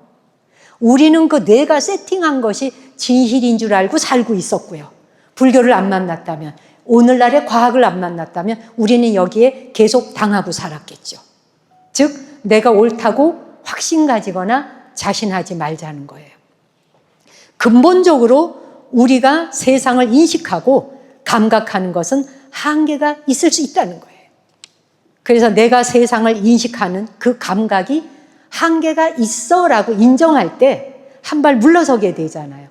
내가 보고 느끼는 것 다 한계가 있는 거야. 그 영원히 옳은 게 아니야. 라고 그렇게 하다 보면 어떻게 돼? 상대방과 싸울 일이 없어지겠죠. 다툴 일이 없어지죠. 왜 우리가 계속 다투고 싸우게 될까요? 너가 틀렸어, 내가 옳아. 아무것도 아닌데 말 한마디 갖고 싸우잖아요. 단어 하나 붙들고 늘어져서 다투잖아요. 이유가 뭘까요? 뇌가 일으키는 착각이 진짜인 줄로 속아 살면서 에고가 부리는 장난이 참자한 줄로 잘못 알고 있어서. 근데 우리는 부처님 법을 다행히 만났고 수행의 길을 만났고 이 길을 가면서 환히 나의 세계를 지배하도록 하지 말자. 내 눈에 그것이 착각으로 보일 때 한 발 물러서거라. 있는 그대로 보이지 않을 때 한 발 물러서서 내가 착시 현상일 수 있어 라고 생각하고 나도 한계가 있는 사람이야 라고 생각할 때 상대방하고 붙어서 싸우려고 하기보다 훨씬 더 내가 그 사람에 대해서 이해해 줄 수 있고 받아들여 줄 수 있고 관용을 베풀 수 있지 않겠어요? 그렇죠? 우리는 우리 자신에 대해서도 관용을 가져야 되고 이해를 해줘야 돼. 내가 나를 막 쪼아댈 일이 아니라. 예. 그래서 그런 마음으로 우리가 살아가고자 할 때 우리 인생에서 자신의 고정관념에 붙잡혀서 살기보다 내 인식과 감각이 한계가 있구나 인정하는 순간 뭐가 생긴다? 바로 팔정도의 정견이 생긴다. 우리가 가는 길은 정견을 위해서 수행하는 겁니다. 우리는 사견으로 살기 때문에 세상이 뒤집어져서 살고 고통과 괴로움이 원래 없는 것인데, 고통과 괴로움이 오는 것은 에고가 만든 세상인데 아상이 만든 세상이 진실인 줄 알고 다투는 거예요. 우리가 출가한 스님들이지만 출가한 스님들도 우리가 이 세계에 사로잡히면 다퉈요. 싸우게 됩니다. 스님이냐 아니냐를 논하기 이전에 착각과 환시를, 착시를 알면 덜 다투게 되는데, 안 다투게 되는데, 내려놓게 되는데, 멈추게 되는데. 그래서 부처님 공부를 겉등으로 하게 되고, 지신기명예가 되지 않으면, 지신기명예, 정말 머리 조아려 고개를 숙이고, 제가 이제 출가한 지 52년인데요. 그걸 자랑하자는 게 아니고요. 여기 저보다도 오래되신 어른 스님도 계시니까. 저는 지금도 부처님 앞에 지신기명예를 하면 여기 가슴이 울컥해지면서 눈물이 나요. 지금 이 세월에도 내가 이 길을 만나서, 내가 만약에 이 길을 만나지 않았다면 정말 어떤 삶을 살았을까라고 돌아보죠. 그래도 내가 진리의 길을 만나고 이 가르침 한마디를 들을 수 있었기에 다르게 생각할 수 있는 길을 만나지 않았느냐. 그래서 지신기명예 하다 보면 이런 길을 일러주시는 스승님 앞에 감업하고 감사하게 돼요. 그럴 적에 저는 그래서 어느 때 울컥울컥, 우리 정각사 지금 스님들 와 계시는데 법회한다고 예불 하다가도 지심정예 공양 이렇게 하잖아요. 여기서 눈물이 확 복받쳐 오르려 그래요. 지극히 감사해서. 네. 그래서 정말, 그리고 여기 우리 지금 대중 스님들 몇 분 와 계시지만 이제 나이를 먹기 시작하면서 저한테 한 가지 변화가 온 거는 그냥 삭발하고 먹물을 입은 스님들이 다 이쁘고 사랑스러워. 어떻게 하면 뭘 하나라도 도와줄 수 있을까? 내 작은 힘 하나를 어떻게 보탤 수 있을까? 내 부족한 마음 하나를 거기에 한 방울, 물 한 방울 똑 떨어뜨리면 우리가 함께 협력해 갈 수 있을까? 그런 생각하는 게 이제 나이 들면서 좀 달라졌어요. 잘못을 해도 이뻐. 미운 짓을 해도 이뻐. 그냥 머리 깎은 스님이면 귀해, 그냥 저한테는. 그냥 이뻐. 뭐 남들은 우리 스님들 막 욕도 하고 그래요. 사회에서 뭐 그래가지고 어쩌냐 저쩌냐. 막 좋아요. 뭐 욕해도 좋고 뭐 욕 들을 일이 있으면 욕 먹어야죠. 이 몇 명도 되지 않는 5천만 인구 중에 5천 명밖에 안 되는 스님 숫자를 갖고 5천만 중에 1,700만 불교 신자를 상대해야 돼요, 우리가. 스님 노릇한다는 거 쉬운 거 아니에요, 여러분. 여러분도 어렵게 사시지만, 자식 낳고 가정생활하고 사시는 거 힘드시지만, 스님들도 스님 생활한다는 거 부모 자식 없으니까 편할 줄 알았죠? 더 많은 사람이 부모 자식이에요. 다 우리 식구야. 신도들이 다 집안사가 우리 스님들 가족이에요. 다 들어줘야 되고 다 상대해야 돼. 돌아가셨네, 영안실 가야 돼. 아프네, 병원 문헌 가야 돼. 뭐 무슨 잔치 안에 가봐야 돼. 더 바빠. 그래도 뭐 요만한 거 하나, 눈길만 하나 안 줘봐. 그냥 스님들 욕을 하고 흉을 보고 그 스님 미워서 저절 가네, 저절 미워 이절 가네. 아무리 저를 옮겨 다녀 보라지. 그래서 뭐 비구니 회관에 다니다 보니까 막 스님들이 별로야 해서 부산을 갔어. 똑같아요. 부산에 갔더니 부산이 별로야. 그래서 미국 뉴욕을 갔어. 뉴욕 가보시라지. 똑같아요. 여러분, 원수 안 만나고 싶다고 도망 다녀보세요. 저기 원수가 하나 뻐적뻐적 오네, 복도에서. 근데 저 사람 만나기 싫어갖고 화장실 갈 때 안 마주치려고 내가 이렇게 숨어, 기둥에. 쟤 지나갈 때까지. 그래가지고 그렇게 쏙 나와서 화장실 가. 그게 뭐예요, 예를 들면 우리가. 그 사람 꼴보기 싫어서 회사 옮기는 경우 있잖아요. 나 이 사람하고는 죽어도 일 못해? 서울에서 저기 대구로 가거나 광주로 가. 거기 가면 똑같은 사람, 더 못한 사람 더 만나요. 그러니까 뭐냐? 만났을 때 그 자리에서 그 사람하고 한판 승부하라는 거예요. 꼴보기 싫은 사람 만났을 때 여러분 부부 사이와 부모 자식 사이에 집안에서 한판 승부할 일이 얼마나 많아. 씨름 대회를 하셔야 되죠. 거기서 승부를 내셔야 되는 거예요. 밖에 나가갖고 해결 안 나요, 여러분. 그래요, 안 그래요? 한판 승부를 여러분 집안이 바로 그냥 월드 경기장이에요.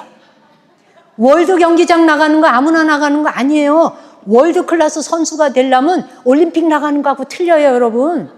올림픽 경기도 대단한 거지만 올림픽 경기보다 이 월드컵 경기 나가는 거는 굉장히 힘든 거예요.